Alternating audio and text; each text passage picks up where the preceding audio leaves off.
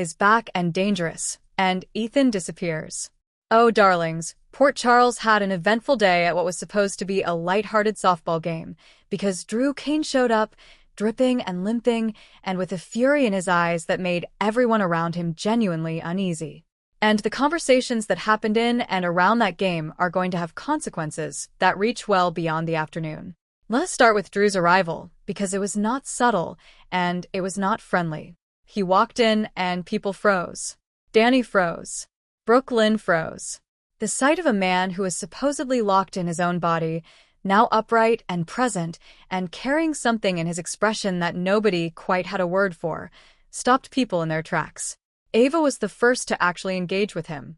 She greeted him with surprise and genuine warmth, which Drew met with something considerably more pointed. He wanted to know how close Ava and Nina actually are. Whether Ava knew what Nina was doing. Whether her friendship with Nina made her complicit in what happened to him.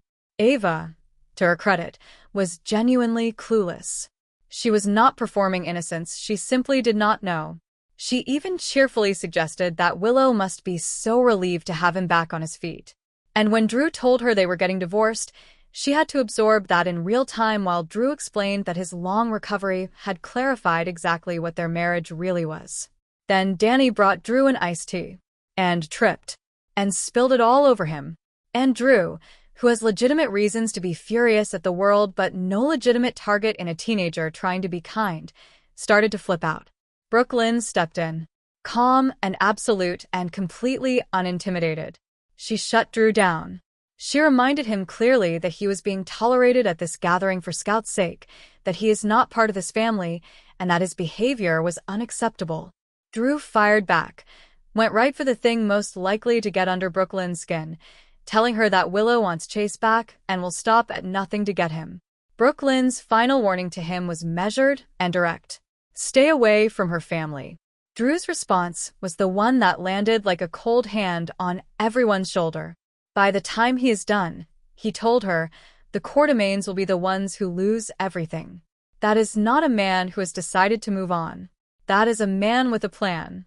And then there was Ethan, who spotted someone at the pool, a person whose presence apparently answered a question Ethan had been quietly dreading, and froze. His bags were packed when Lulu got home. He told her he was leaving for good. The person who arrived at that pool accelerated a departure that was already coming. Lulu took his keys and promised she had his back. And Ethan asked her to tell everyone he had moved on. The details of where, to be determined. Britt confronts Tristan, Anna fights with Peter, and Valentine gets a question he cannot answer. Now, darlings, let's talk about 3 separate conversations happening simultaneously that are each carrying enormous weight in different directions. Let us start with Britt and Tristan, because this confrontation has been building since the moment he showed up in her room at Bobby's and she issued that bedbug warning. Britt got a heads up from Jason that Tristan has WSB connections. She did not take that information quietly. She cornered him. She told him directly that she knows what he is there for. And she made it very clear, she's not going back to the WSB under any circumstances. Tristan's response was not defensive.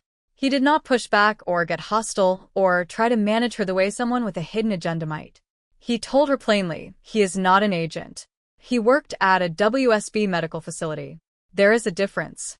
And then he said the thing that cut through all of Britt's armor in a way she was not fully prepared for.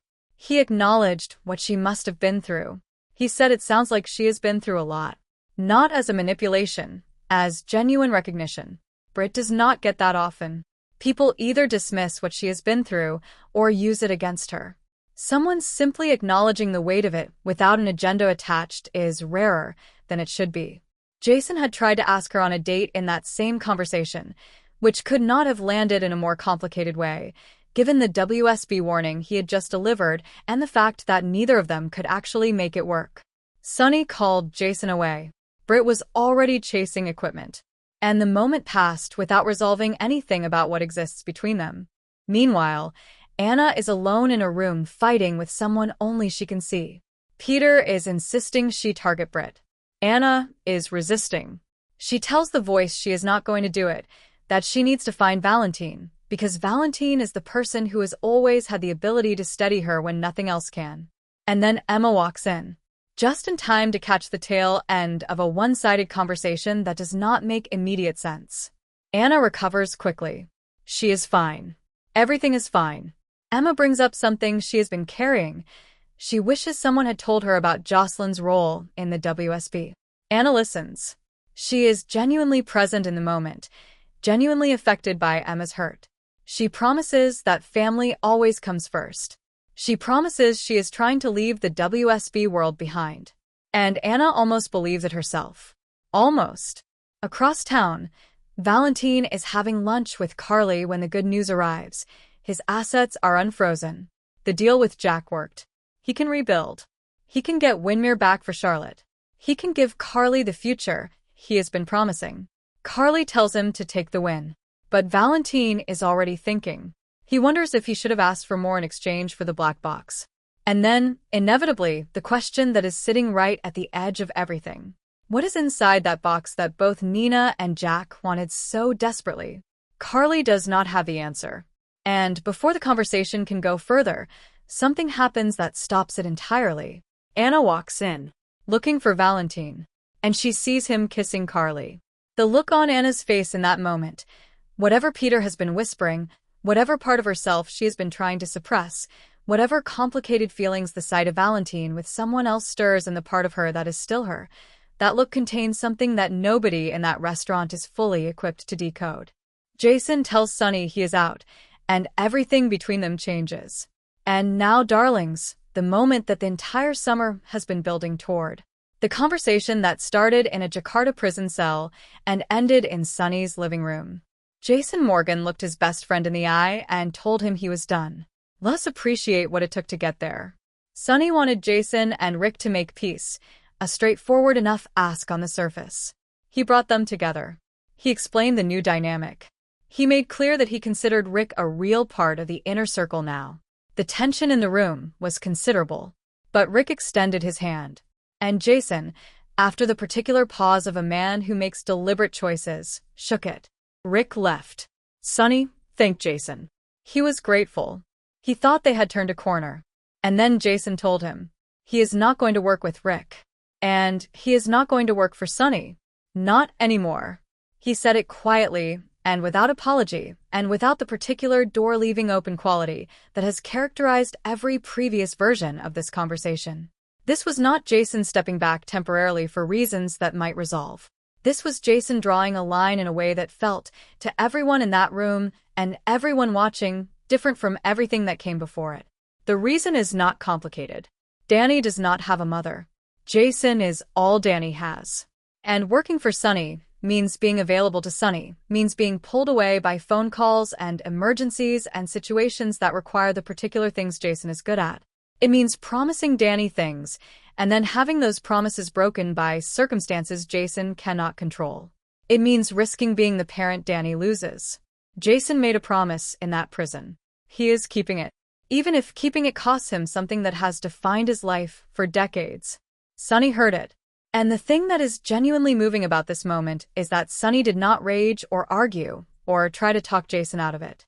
He heard it because Sunny knows Jason. He knows when something is final in a way that other things have not been. And this is final.